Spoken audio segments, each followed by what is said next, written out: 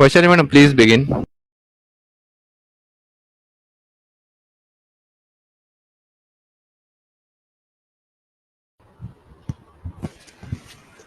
Vaishali madam, please start. Okay. Hello, good afternoon everyone, and thank you for joining today's webinar. Today we have scheduled webinar on enhancing soft skills to stand out, which has been organized by Applied Sciences and Humanities Department of Parul Polytechnic Institute, Parul University. I, Vaishali Nathwani, would like to introduce today's guest speaker, Khushi Jani. She has done Masters in Counseling and is an ICF certified breakthrough mindfulness and meditation coach. She is also an NLP trainer with an experience of over 8 years in the training industry. She has worked in corporate as communication trainer, where she has trained frontline executives to enhance their communication skills. She is communication trainer at Gandhinagar and also soft skill trainer at Aligned 360 Degree. Skills, social skills, etiquettes, mindset, and attitude and emotional intelligence. It's a privilege to welcome you here, ma'am, on this platform today. Thank you very much, Vaishali. It's a pleasure to be here, and I am glad to be here, and I'm happy that everyone else is here to learn. We will start the session. Sure.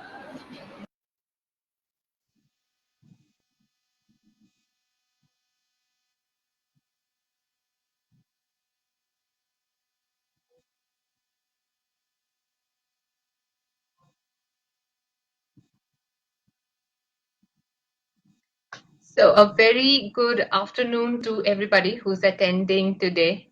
I am very much pleased to be here presenting this webinar for you. And I really hope that it turns out to be a fruitful afternoon for you. The topic that I'm going to talk about, soft skills. These are skills that nobody talks about, but everybody feels that they need to work on them. So what are soft skills? Why are they important? And how to improve our soft skills? That's what I'm going to talk to you about today. Now, before we get started, just understand what are the things that we are going to learn today. First of all, what are soft skills, the importance of soft skills, some hard facts out there for you, and where are we lacking here in India. And we'll also talk about one of the key soft skills, that is communication skills. Right? Let's dive in straight away. Now, soft skills are, as the statement say, it's just not predict the success in life, they actually produce the success in your life. Now, so many times you've heard this, and you must have experienced this also, that you meet people and you may not remember what they said, but you will remember how they said, how they treated you. That's soft skill, very simply put there. But of course, that is not the only thing here. What soft skills are? Soft skills include people skills, communication skills, social skills, personality traits, mindset and attitude, emotional intelligence, career attributes, and character. Now, the good thing about skills, any set of skills, is that they can be learned. We can acquire skills at any stage of our life. Now, why is this but important for you today as students who will be moving out from college and going into the professional field?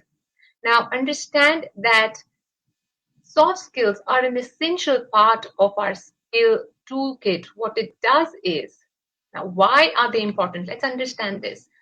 Once you leave your college, once you're out of your university, you have that degree in your hand, and that degree is not exclusive to you. That degree, many others along with you have, right? But what will help you stand out and stand apart are your soft skills. Soft skills are not your technical skills. Your technical skills are the qualifications and all the learnings that you get during your education. Education time. But soft skills are what sets us apart. Why? Because this is what a research by Carnegie Foundation USA says, that job success, your job success at a job, 85%, 85% of your job success comes from having well-developed soft skills, while only 15% of your job success comes from your technical skills and your knowledge. That is the importance of soft skills. That are we following it? Are we doing it correct? Here is one more hard fact for you. 94% of recruiting professionals, this is what 94%, that is almost the entire industry of recruitment, believes, that an employee with stronger soft skills has a better chance of being promoted to leadership position than an employee with more experience but weaker soft skills. That is the importance of soft skills. So it is not something that will only help you make an entry into a better job, but it also sees to it that as your soft skills develop, as you keep on developing in this area, you keep getting more promotions also. Another fact here, by 2030, two-thirds of all jobs will be soft skill intensive. That's what it is. Two-thirds of job, a major chunk of the jobs that will be out there will require employees to have soft skills. 93% employers, that is again that the entire industry, 93% of employers consider soft skills essential and very important in a potential employee. Why? Because you may know your job, but now today we are living in a world that is expanding, right? We work in MNCs, we talk to people from different cultures and different backgrounds. But when our soft skills are not developed, we cannot communicate well with them. And that's why employers look for employees who can take their brand international, take their brand to people all across the world. And that's what soft skills do for us.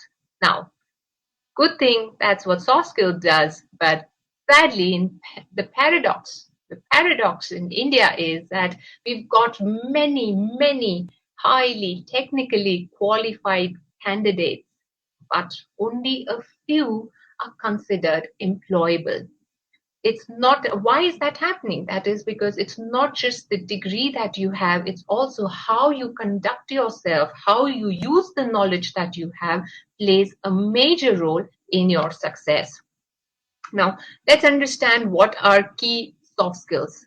Okay, this is a vast field of knowledge. We start with communication skills, top foremost skill to learn according to LinkedIn survey for 2022. Communication skills, goal settings. Without that, you don't even know which way you're moving. Time management. Hey, we've got only so much time. So how to manage it so that it does not stress us out. Stress management. When we know time management, we also can manage our stress. And when our stress levels are low, we perform better. Interpersonal relations, very important again, not just because we'll be meeting out international clients. It's also about your own team, the people that you work with. So interpersonal relationships. Emotional intelligence, understanding the another person's perspective.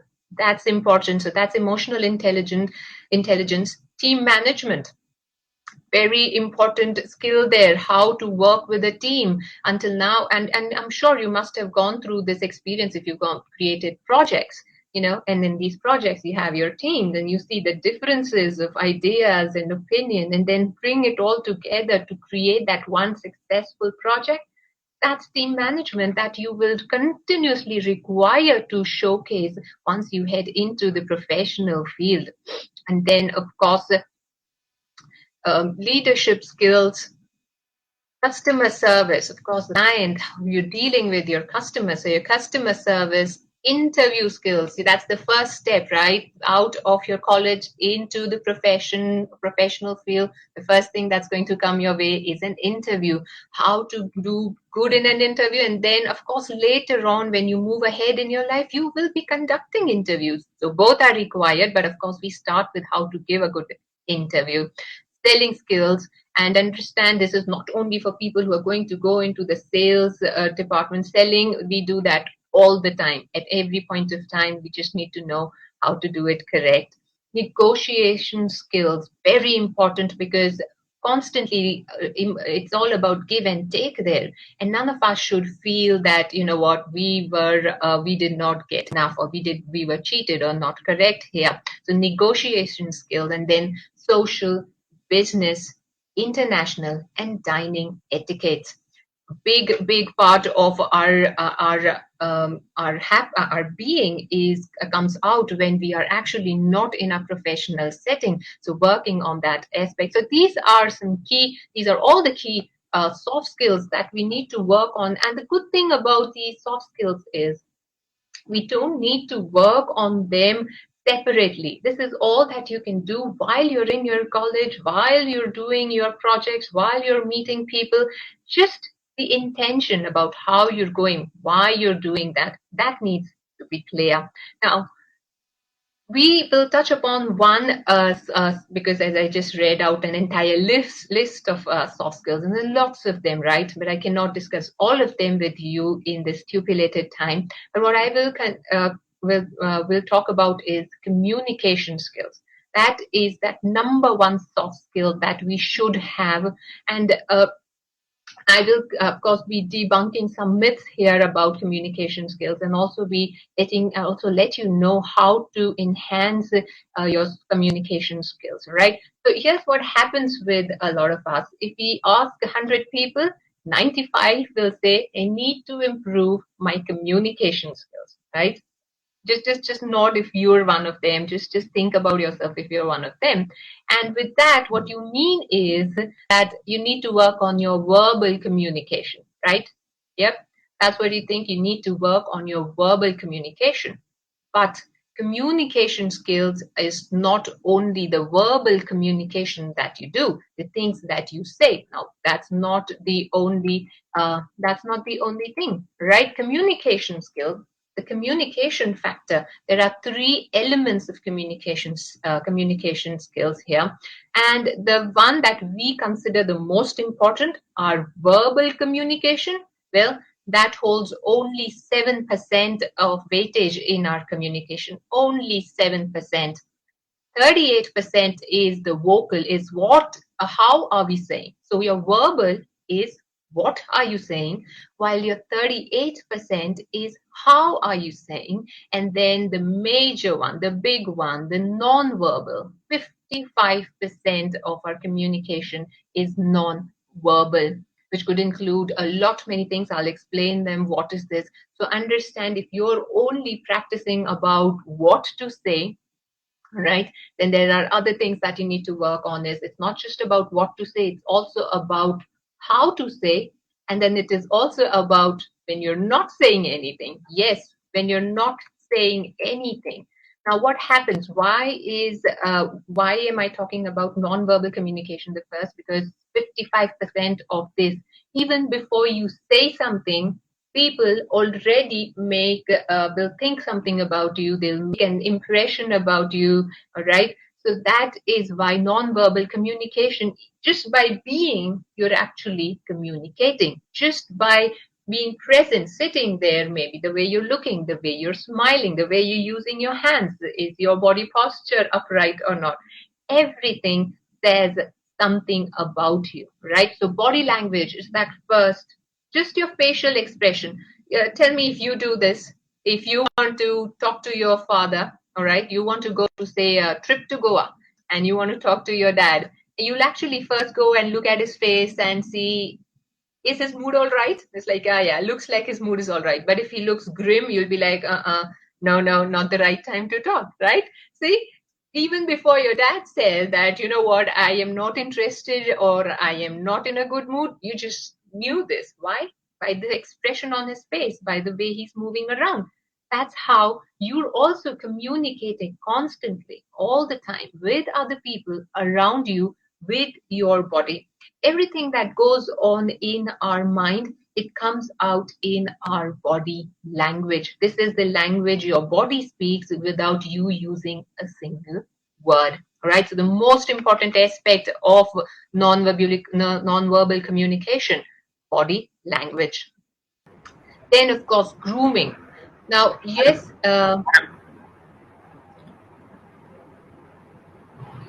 You can present the presentation because only one slide that is visible. So I think you can check it once again from your side. it's moving on. And what is the slide that you see right now? Only first slide is there, ma'am. Oh, Slide. I've moved to. Yes, yes. Okay, I'll just stop and then maybe start again. Let's see. Yeah. Okay, madam. Okay.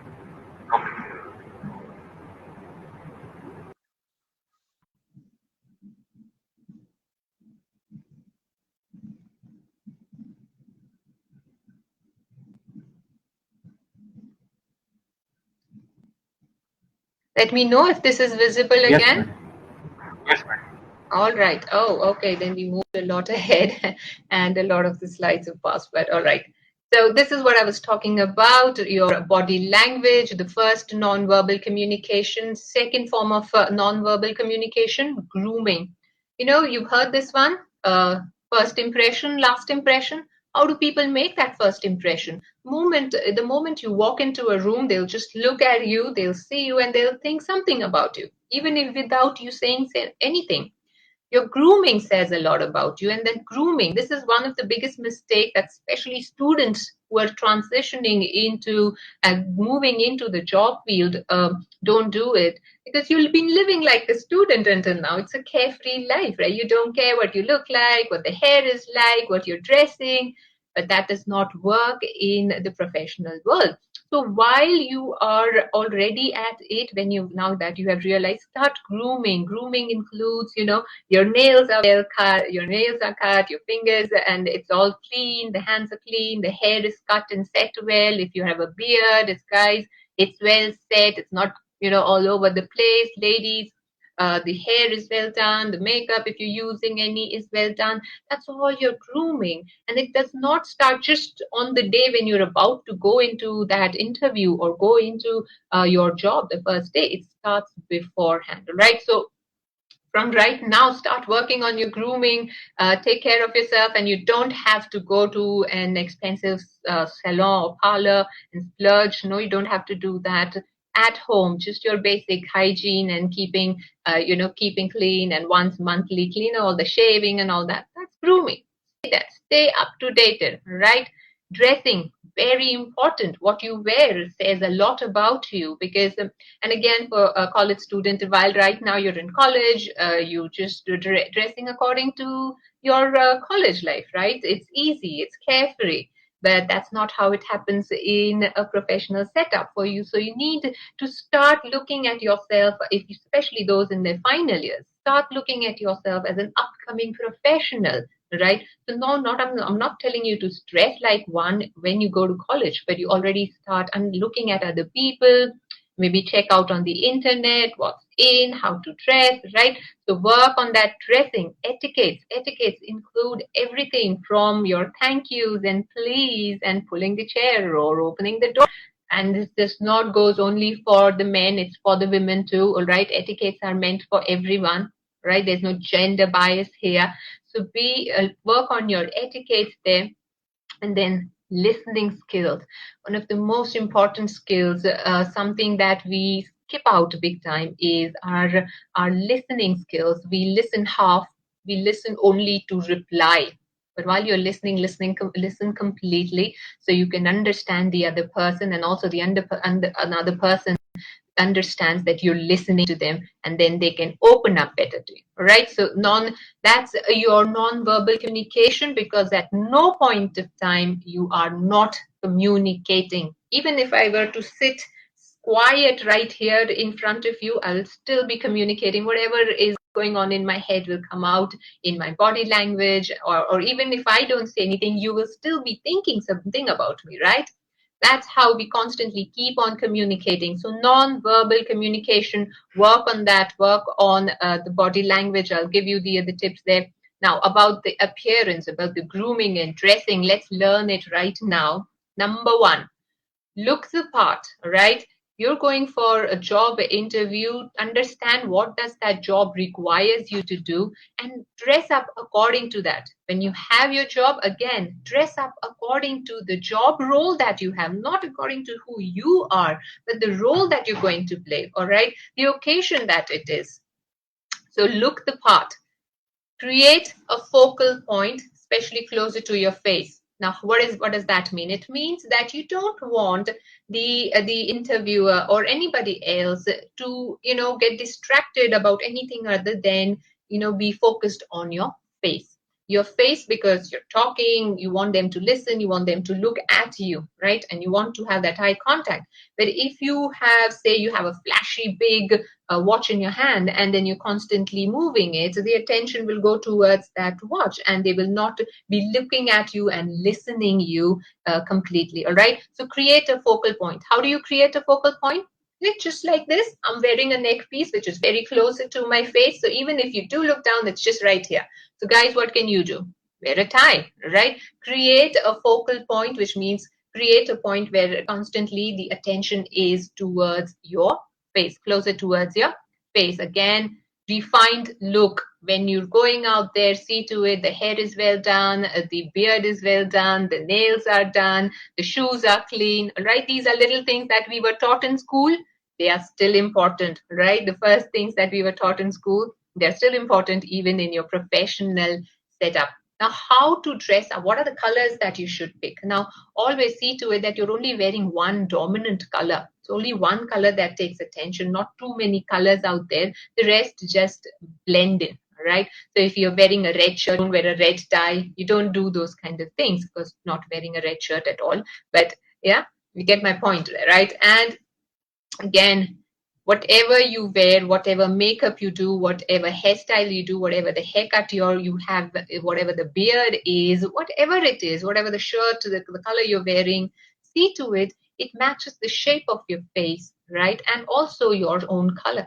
Understand that there is a lot of trend going on. Har cheez ka, there will be trend for everything. What do? You cannot pick every trend. What you pick is what suits you best, right? So this is how you create a winning appearance for maybe an interview and then again continue when you're into the job.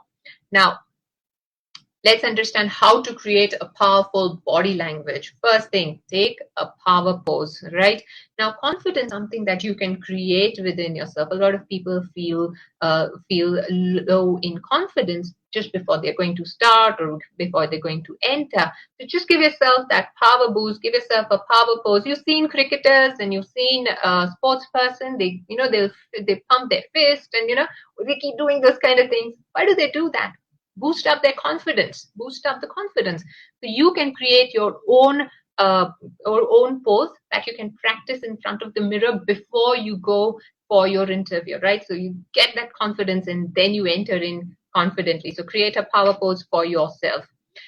Now, you always, when you are in a meeting, in a presentation, also look like you're listening, okay? Now, sometimes people are listening, but they'll be looking down onto the table or into their book. So the speaker is like, okay, maybe this person is not listening.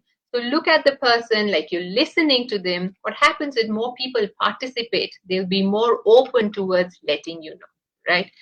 If you're meeting in a one-on-one setup, and if there is a mug or coffee mug, or there is phone, or there are tissues, or anything that's lying in between, remove barriers. These are again going to create obstacle, and this is going to create distraction. You don't want distraction, right? Mirror the expressions and postures. Now, see, if you go to a meeting and hear somebody cracks a joke and you don't even smile, right? That's what I'm saying. So mirror the expression and the postures. What will happen is the another person feels comfortable because they feel you're just like them. You're in the same mood. You understand what they are going through. So mirror the expressions and posture. Make use of hands, because your hands help you to connect it and to express yourself better. But don't overdo it. I've seen this a lot, because everybody says use your hands for people constantly. You're not into a kung fu match here. You're not doing karate. Use your hands in a very settled manner, in a way that you're only using them where they are required, right? And I will tell you one tip right now is follow me, because I do this professionally. I know this. So follow how I am using my hands while I conduct this webinar. So that's the learning right there and there happening for you, right? Again, another one. Uncross your hands and arms. Now, why that? Now, when you hold your hands together, crossed in front of you, your legs crossed, this gives a closed look, and this tells the another person that you're not open to their ideas, you're not open and welcoming them. Right? So keep your hands open, give yourself that well opened, squared shoulders. Your shoulders are squared up, that kind of a look. One, that is a very confident look. Two, it is a welcoming look, and that's how people open up better to you, right? Now that was all into your non-verbal communication, your body posture, how you dress yourself. Then, of course, comes your verbal communication, the 38%, the things that we say, right? So, first thing, the words that you use. Now, I'll give you a very simple example. How many of you do that? That you see something and you like it and you want to know more about it, and you say, nice. Right? You say that. You could have made it better and said, interesting. Or you can make it better and say, intriguing. See? So learn some good words. Keep improvising on your vocabulary. That will always help. And of course, not just learn words, but use them. Use them right now when you're talking to your friends, when you're texting, everywhere. Try to use that language. A lot of WhatsApp language has entered into our daily communication. Try to reduce that now. All the college, until it was in college, it was fine. And at the university level, it's okay. But at your workplace, you need to make clear, crisp sentences, right? So start using that proper words, improve your vocabulary. Questions that you ask. Now, the questions that you ask will have a very different kind of an impact. Now, if I were to ask you right now, what is your happiest memory, right? You get into a thinking mode, and when you think of your happy memory, you start feeling happy again, right? And if I were right now again to ask you, what is your saddest memory? And you think of your sad memory, and it makes you sad. See? That is the power of a right question. So you can actually control how the communication is going, how the setup, how the environment of that communication, that presentation is going, by asking the right kind of questions. Now, the questions are not only for others, the questions also to yourself. Now, what does that mean? Say you get rejected at an interview. What are the questions you ask yourself? Why does this keep happening with me? Why can't I crack this one? What have I done wrong? Why can't I do this? Those kind of questions. When we ask ourselves these kind of questions, what our brain does is it goes back and starts finding all the reasons why we can't do it, right? And then we go with that same mindset. I talked about mindset earlier. That same mindset that I can't do, with all that proof that the mind has given you that you can't do it, with that you enter into another, and then you're not able to crack the another one. Instead of asking that, ask yourself, how can I get better? What can I do to make the outcome different the next time? Those are the questions that you need to ask. Ask yourself, what are my strengths, right? How do I make this better? So questions, very important. Verbal communication with others and with yourself, right? Because your questions will give you the right kind of answers. When you ask right questions, you get the right kind of answers. And of course, work on your grammar, right? Keep working on your grammar. We have English, especially say if we are moving from our mother tongue into English. English, say, is not our native language. It is, for some of us, it is third language. For some of us, it is second language, right? So of course, it just does not come very naturally to us. So nothing wrong about it, but we can always work on it. So work on it. Also, I will suggest when you talk in your mother tongue, okay, when you are talking in your mother tongue, see to it that even that you're doing properly. What we've come to do is we do not talk properly in our mother tongue, and that same influence we take to the other languages, all right? So work even while you're talking in Gujarati, Hindi, Marathi, whatever is your mother tongue, make complete sentences, talk properly in that language. You will take that same kind of the same mannerism into the another language that you're about to speak. All right. So keep practicing on that. These are some of the things that you can work on for your verbal communication. And last thing to talk about, vocal communication. Now, what does that vocal communication mean? How do you talk, right? How do you talk is that 38%. That's a very important percent of your communication. So first thing to understand, the rate of speech. Now, what is the rate of speech? I'll give you exact numbers here. 125 to 150 words per minute.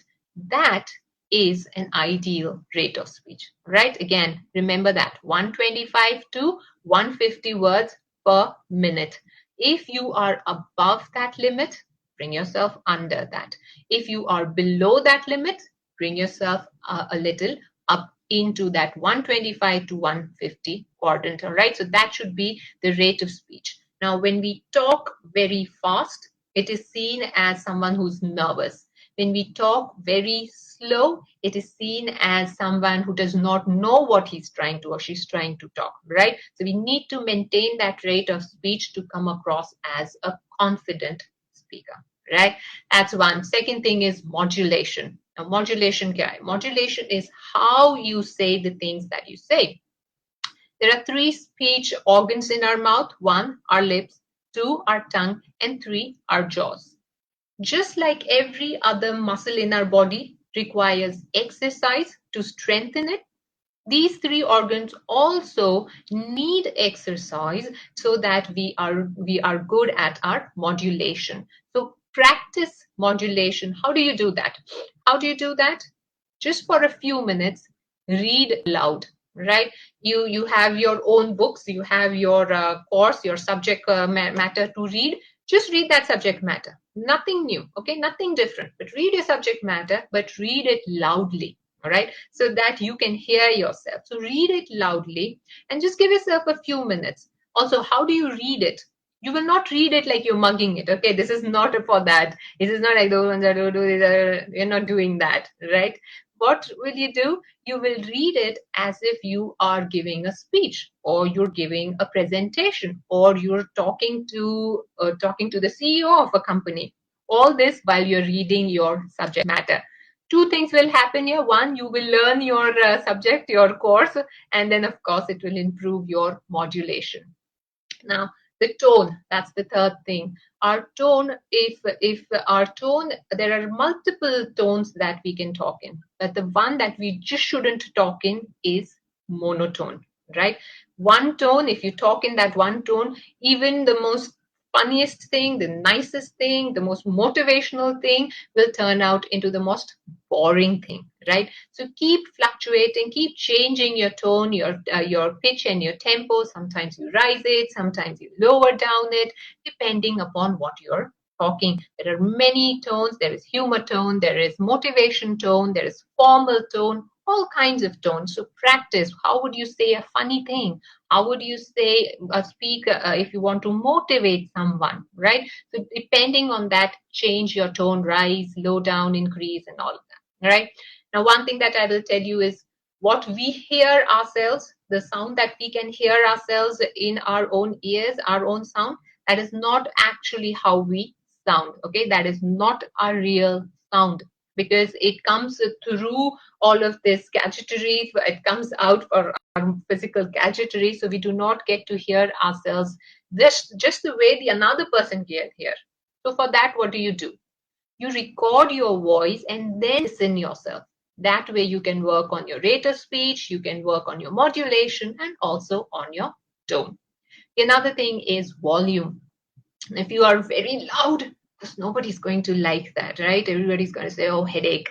And if you're too soft, then again, nobody's going to like it because they'll have to make an effort to listen to you, right? Sometimes it does work when you want everyone to quieten up, of course, but that's not what happens in a presentation, or that's not what happens in an interview. So keep working on your volume, keep a check. When you're in college life, it's very easy to, talk out loud and be loud and joke and all of that because, hey, it's all easy. But you can't take that same thing to your professional life. So start working on your volume. And the last thing to work on is the pause, a power pause. When you say something very important, and then if you don't take a pause, what happens is it gets carried into all the words that you've just said. So do take a pause. What it does is it lets your listeners, gives your listeners some time to take in, grasp in all that you have just said. All right. So that's how we work on our vocal communication, your rate of speech, your modulation, your tone, your volume, and then a power pause. Now, understand why this entire thing that I just spoke about, because the art of communication is not just about talking, it's not just about expressing, it's the language of leadership. Why? Because you are not only able to express yourself, you're also able to understand. When you work on all of this, when you work on the body language, when you work on the modulation, when you do this work for yourself, you also start observing another person for the same. When you understand that, okay, when I feel low in confidence, my shoulders stoop in, my back goes hunch, I cross my hands, this says I am nervous. If this says I am nervous, this also says the same for another person, right? So you're not only learning about yourself when you learn the art of communication, you're also understanding another person. Always, when you're going out there, keep your shoulders up, right? Keep your shoulders up. You must have seen those ads, one of those ads where, when a lady enters into the lift, all the men hold in their stomach, don't breathe, and their shoulders come up. Why do we do that? Why do they do that? Just to impress, right? How do you impress? To look confident. This is actually a very primal thing. This is from our days when we used to be hunter-gatherers, when you used to live in the jungles. And, you have to face a tiger. So you come up, you want to look bigger, right? So how do you look bigger? You open up your shoulders, you straighten up your spine, you want to look bigger. But that also boosts your confidence. You don't want to small in. When you're scared, you hide. What happens when you're scared? You go and hide into smaller things. So you make yourself small. So every time you stoop your shoulders, you're making yourself smaller. You don't want to do that. You want to come across confident. So what do? You push the shoulders back, keep that spine straight, and of course have that confident spine. That's all from my side for today. I hope I gave you some valuable knowledge here to improve your social skills, and that will help you ahead in your life. Thank you very much.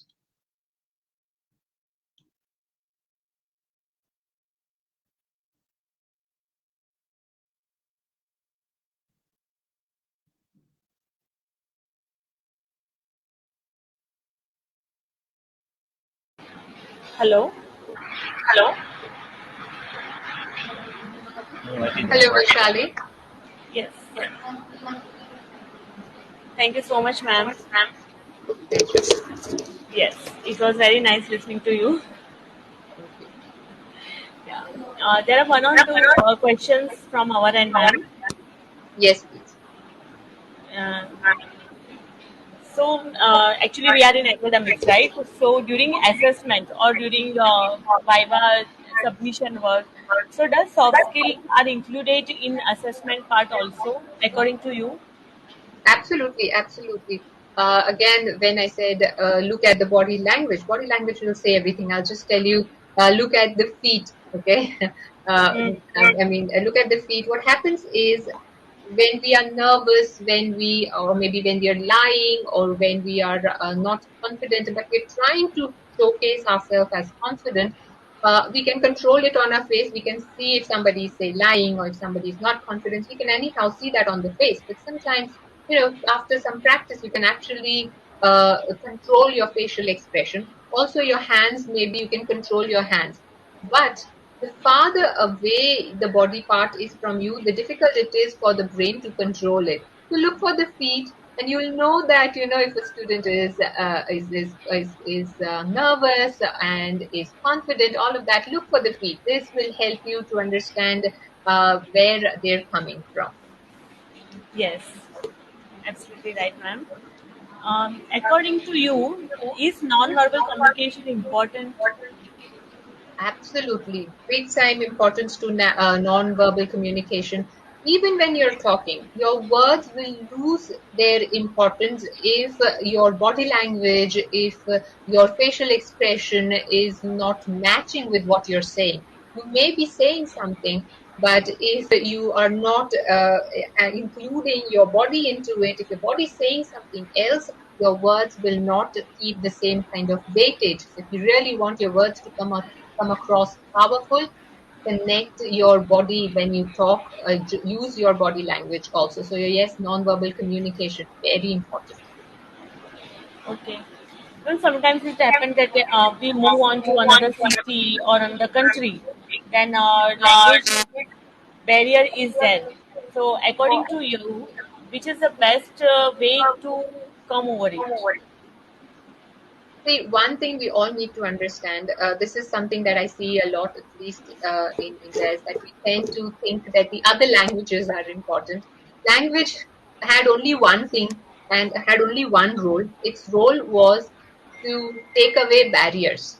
But now, with us becoming, overly conscious about our language and about our accent and about not knowing the other language, instead of the language being something that should have broken down all the barriers, it has become a barrier. We do not communicate because we think, I don't know the language of that another person. But the language is only there to help you communicate better. If you do not, if you cannot use the language, there are other ways that you can communicate. Also, when your body language is positive, the another person who can see that you are struggling with the language will still be very receptive and warm and welcome to you if your body language is the same, right? So yes, when moving out to another country, it is always good to know some of the things that they follow there. It is good to know at least some basic etiquette. How do they wish in the morning? What they do say to wish in the evening? These are little things. Thank you, please, all of that. These little things, it always helps to have better communication in a new place. Okay. And what are the most important communication skills in your See, right. list? I know the list is endless, but though I listed quite a lot, there are many more that I could have put in there. But of course, understanding that we've got our time limit here. But communication, as I just said again, it's only thing about communication, language, and anything. The point is to break barriers and not to create more. So anything that helps you break that barrier is a part of your communication skill. The first, of course, is the language that we are talking about. So many times, like for me, like as an Indian, for me, English is third language. I have my mother tongue, then I have Hindi, and then I have English. And then there will be an MTI, my mother tongue influence when I speak this language, and that kind of lowers my confidence. It tells me that, oh, I'm not equally good. But what you need to understand is that the another person, if this another person say is a native English speaker, then this person has been doing it. This person is just like you does not. This person cannot talk to you in Hindi or in Gujarati or in your mother tongue. The same thing. So that boosts the confidence. Keep that confidence going.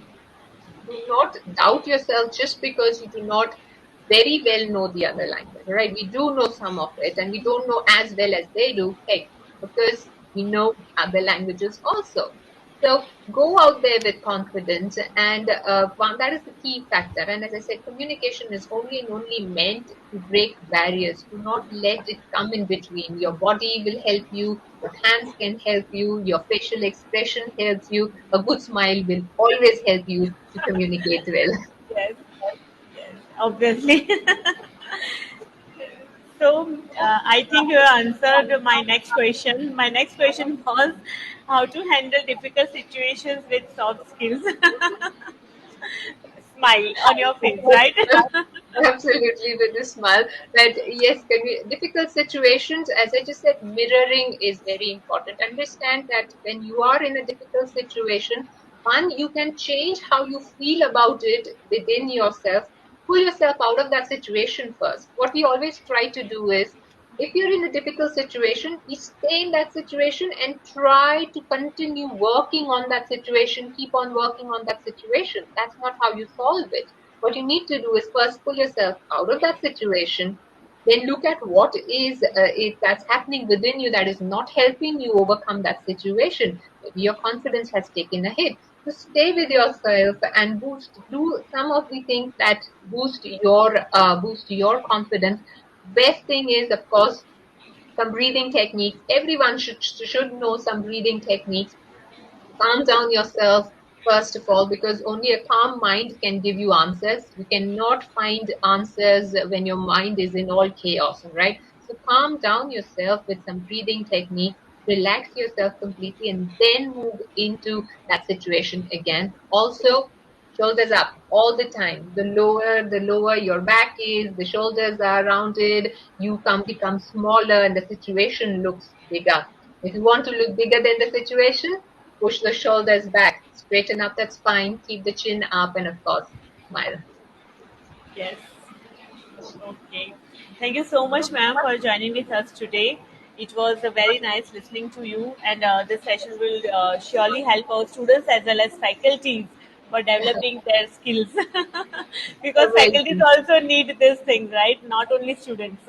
absolutely, absolutely. We all require and constantly need to work on it. Like just because say I am a soft skill trainer, I don't need to. I work on my skills every day. That's the good and bad thing about skills. They need to be worked every day. Okay, they need to be worked on every day. You cannot say I have this skill and now I will not practice and let it go. You see, even Sachin Tendulkar would do net practice. So Yes. we need to do that too. So everybody needs to constantly keep on working and honing the skills. Yeah, it is a never-ending process, I think. Absolutely, absolutely. Yes, thank you so much, ma'am. And I would like to thank the head of our department, Mr. Hemal Patel, sir, the HR of our institute, Professor Jatin Vaidya, sir, and the president of our university, Dr. Devanshu Patel, sir, for motivating and supporting us continuously for conducting such webinars. Thank you so much, ma'am. See you. Thank you very much. Yes. Bye. Pleasure. Bye bye.